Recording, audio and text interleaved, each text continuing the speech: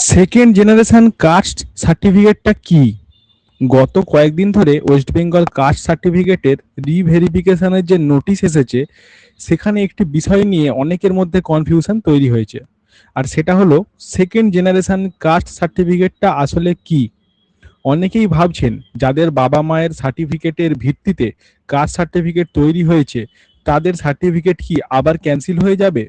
তো আজ খুব সহজ ভাষায় পুরো বিষয়টা পরিষ্কার করে দিচ্ছি। প্রথমে মন দিয়ে শুনুন, সেকেন্ড জেনারেশন কাস্ট সার্টিফিকেট মানে কি।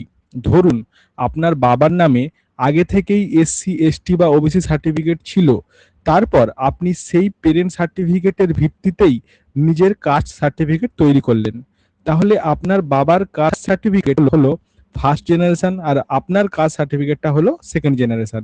এখন সরকার নোটিশে কি বলেছে আর আপনার সার্টিফিকেট বিপদে আছে কি না আছে সেটা আপনি কিভাবে বুঝবেন? সরকার বলছে 2011 সালের পর যেসব কাস্ট সার্টিফিকেট ইস্যু হয়েছে সেগুলো রিভেরিফিকেশন হতে পারে। আবার এর মধ্যে পেরেন্ট সার্টিফিকেটের ভিত্তিতে ইস্যু হওয়া কাস্ট সার্টিফিকেটটাও যাচাই করা হতে পারে।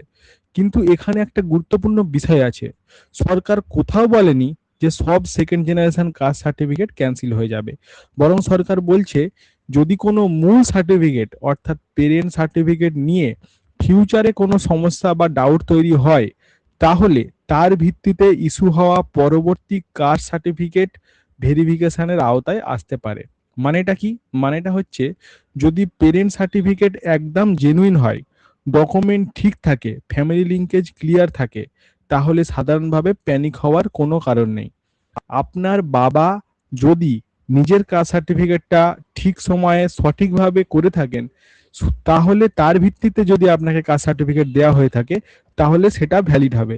এবার আপনার বাবার কাস্ট সার্টিফিকেটটা ঠিক আছে কিনা বা সঠিক নিয়ম মেনে হয়েছিল কিনা সেটা আপনি কিভাবে বুঝবেন, সে বিষয়টা আমি পরে আসছি।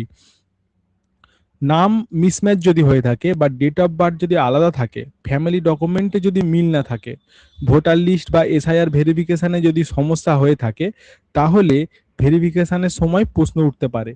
তাই এখন থেকে সব ডকুমেন্ট মিলিয়ে রাখুন। বিশেষ করে আপনার বাবার যে সার্টিফিকেট আছে কাস্ট সার্টিফিকেট, সেটা খুব গুরুত্বপূর্ণ।